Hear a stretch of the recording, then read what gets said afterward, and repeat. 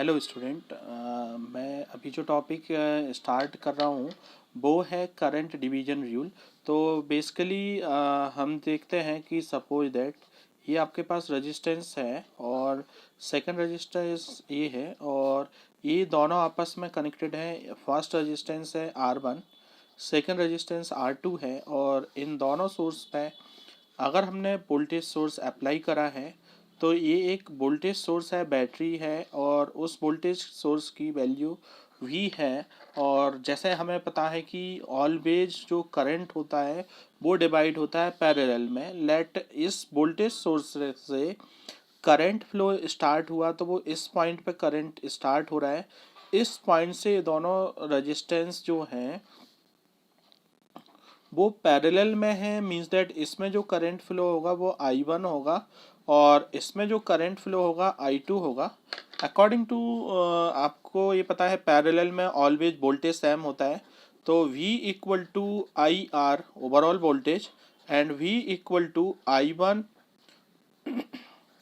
Into R1 equal में I2 into R2। ये सभी जो वोल्टेज हैं वो आपस में इक्वल हैं। और आपको जो है अगर हम ये बोलते हैं कि हमें इक्विवेलेंट रेजिस्टेंस फाइंड आउट करना है आर इक्विवेलेंट, तो आर इक्विवेलेंट फाइंड आउट करने के लिए आपको यहाँ पे इस कॉम्बिनेशन पे फोकस करना होगा। ये जो कॉम्बिनेशन है वो पैरेलल कॉम्बिनेशन है और पैरेलल कॉम्बिनेशन में इक्विवेलेंट रेजिस्टेंस होता है R1 into R2 upon R1 plus R2 and ये हमें है R इक्वल टू है R1 into R2 upon R1 plus R2। After that हमें कंपेयर करना है कि IR equal to I1 into R1 equal में I2 इंटू R2 इक्वल में voltage. Means that overall voltage resistance first पे voltage resistance 2 पे voltage same है। और ये सेम इसलिए है क्योंकि एलिमेंट आपके जो ये एलिमेंट है वो पैरेलल में कनेक्टेड है और पैरेलल में वोल्टेज ऑलवेज सेम होता है।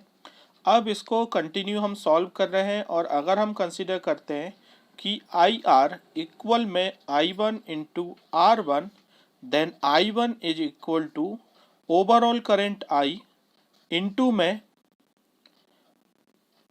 R अपॉन में R1 and R is equal to हमने जो अभी सॉल्व करा है R1 इंटू R2, तो R1 into R2 upon R1 plus R2 into 1 upon R1। तो R1 से R1 cancel out and I1 is equal to I1 equal to I R2 R1 plus R2 and I2 is equal to I R1 upon R1 plus R2। तो basically हमने दो branches में current find out करा है और वो current आपका है I1 एंड I2। अगर आप इसको इन शॉर्ट में भी मेमोरी में याद रखना चाहें तो आप डायरेक्टली सॉल्व कर सकते हैं।